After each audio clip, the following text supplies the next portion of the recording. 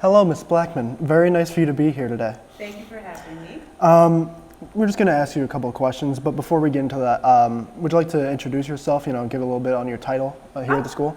Yeah, sure, no problem. So my name is Miss Blackman, and I am the Director of Equity and Inclusion here at Frankford High School. My office is downstairs on the first floor, room 109. And yeah, that's it. That's my little intro. Very nice. So just to start off, what year did you begin your career at Frankfurt? So I've been here for 6 years. Prior to that, I've worked at Harding and I worked at the Youth Study Center. So in total, I've been an educator for about 12, but I've spent 6 of my years here at Frankfurt. It's nice. So you've seen pretty much a lot of different names come and go from 4 years of students that usually come here. Me only being here for like 3.5, I'm not going to have that same experience. Right. So coming in here in 6 years, what was your first impression? So I was super excited to come to Frankfurt, just because, to be honest, I was in a middle school, and my husband was always like, "You need to be in a high school. I promise you it's better," because he was like an educator a little bit before me, so he was like, "Go to high school, so much better." And I gave a lot of pushback on that. I was like, "I love middle school, but then middle school is really hard." So then got the opportunity to come here. When I came, I loved it. The position I started in, I was a low incidence teacher, and I taught life skills, and it was phenomenal. My students were great. I loved the school. I loved the support I got. So starting here, it was a phenomenal experience. And your impression now, has it ever changed? It hasn't. That's good. Still positive. That's very nice. I've been afforded the opportunity to kind of step into a new position, something that, being the director of equity and inclusion, something that I'm like naturally passionate about. I'm naturally someone who, thinks about inclusion, and from my special ed background, thinking about equity and how we can give students and even teachers what they need in order to be successful. So I would say, I'm really thankful for the opportunity to do something that's like low key, like a passion project, plus, something I can really like do in a school. So I still love it. The kids are great. Teachers are good. So no complaints. So the Director of Equity and Inclusion, could you explain a little bit more about that position?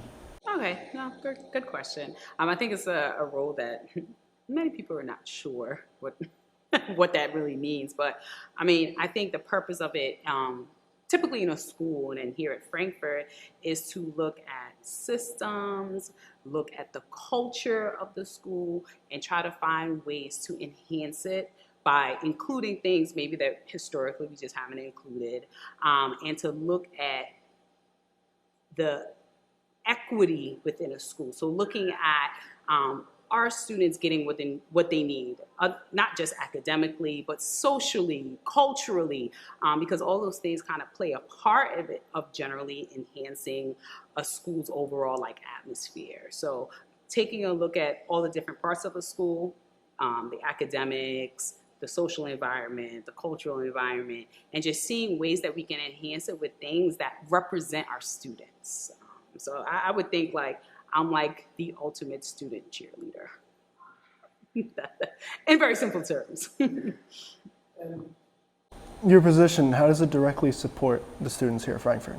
Well, so my position, like I kind of mentioned, looking at the academics, the things that we taught 100 years ago aren't necessarily the things that, students necessarily need now, or things that we need to insert into things that we've been teaching for a long time. So I think academically, just looking at ways that we can enhance our teaching with curriculum, with strategy, just things like that, with programs coming into the building. So that's one way I think I have a direct influence on students. And another thing is just some more of the social things, acknowledging some of the holidays and traditions that we've never acknowledged in the school. And I think one thing to be said about these types of positions, just, for clarity, is that, they are definitely a long haul type of position where, in one school year, we're not gonna be the most inclusive. We're not going to be the most equitable. It usually takes a long time because we're literally changing what the school is going to feel like and what the school is going to look like in terms of things that we deliver to our students. So, I'm excited. Sometimes I do feel maybe some frustration just because things don't move as fast as you wanted to, but it's definitely exciting, and it's definitely something that I have to learn, me personally, I have to learn that it's like a marathon. It's not like a sprint. We ain't running a 200.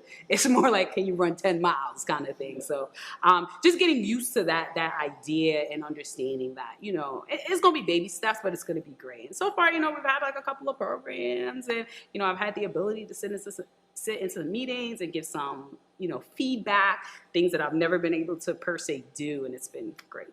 So, yeah.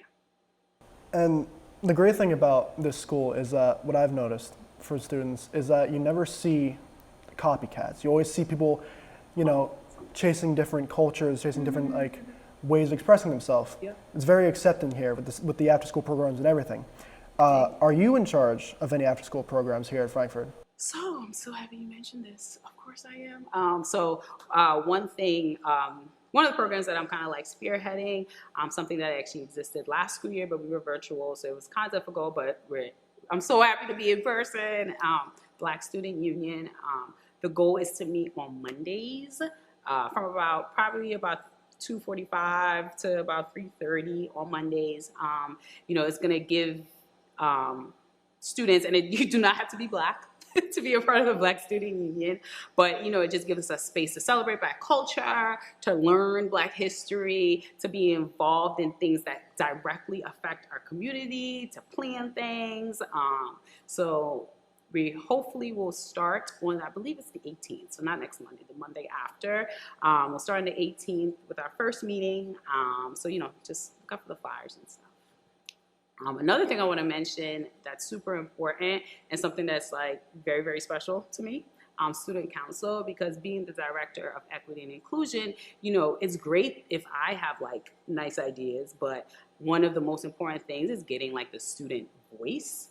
And I believe that, student council is a phenomenal way to do that. So also if anybody is, interested in being a part of that, just keep a lookout for like flyers and any other types of communication. But super important that students get involved in student council, especially if you're somebody who you're like, listen, this is not right. We can change this, because, that's kind of like the point of my position, and it will work hand in hand with student council. So those are the two things. Thank you for asking. A very big topic for seniors especially, and students coming up in high school, is obviously the option to go to college. Okay. What made you decide to go to college? So to be honest, I didn't really have an option. Ever since I was little, it has always been in my household that me and my siblings, I'm the oldest of three kids, so me and my oldest of three kids, we all had to go to college. It was never no ifs, ands, or buts. My mom, I'm Trinidadian, so we come from a place where education is it. You gotta go to college. She could care less about what I wanted to do, possibly do. You had to go to school. So I think a part of me, I never really even questioned it. I knew I was going to college. I didn't have the details when, where, how, or any of that stuff, but I always knew I was going to go to college. So I guess it was planted in the back of my brain. That's how I knew I was going to go to school. And obviously working with different types of students in the high school, what was your major in college? My major, I have an interesting journey to education. My major was actually psychology in my undergrad, when I went to school in undergrad. So I had big plans of I was I'm going to be a forensic psychologist and I'm going to work on crime scenes, or I wanted to work in a prison really bad. I don't know. I don't know where that all came from, but, I kind of transitioned into becoming an educator. So here I am. And I think a big part of students not knowing whether to go to college or not is kind of very mental. personal issues or like, lack of self-confidence. Right. With that comes, pieces of inspiration, like somebody like they look up to or like a quote they've heard that they live by. What was your main inspiration when you were growing up?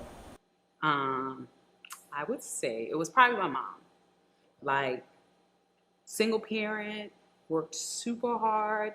We didn't have everything, but she always made sure that we had what we needed in order to be like successful, and were we 100% always successful? No, but she just worked so hard. I never met anybody who was willing to work as hard as she was, not for herself. So that was like super inspiring to me. So I would say my mom.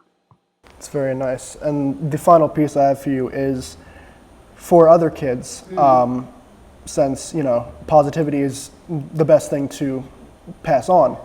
What piece of advice would you give to students who lack that self-confidence? I would say it's important to find people that will pour into you. And that's like difficult sometimes to find, but there are people in this world who are made just to pour into other people and just to align yourself with them, because it can be so helpful. You may wake up one morning and not have a great day, and you have that teacher that you can always go to and just put a little, even if it's a little fake smile, they put a little fake smile on your face. You need to find people that support you and really like are willing to pour into you and take a moment to, hey, you all right?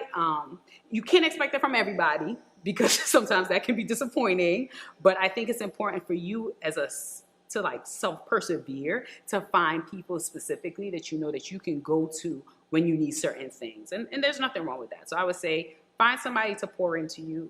Make sure that person is positive, because sometimes we find people that pour into us that are not great. But, try to find someone who's positive and try to just develop that relationship. I guess it's almost essentially what I'm saying, like a mentor, like finding that mentorship type relationship, because it's so important, and I don't think that's something that we play up enough in high schools. Finding a mentor, find somebody who's willing to pour into you, willing to take extra steps, willing to text you in the morning, willing to, hey, did you do such and such, or make sure you get this done, or did you check your email, So I think that would be my piece of advice. That's very wonderful advice to give. That is all we have today. I just wanted to thank you for taking the time out of your schedule to join us with this interview. Of course. Thank you for taking the time to have me here, and you did an amazing job.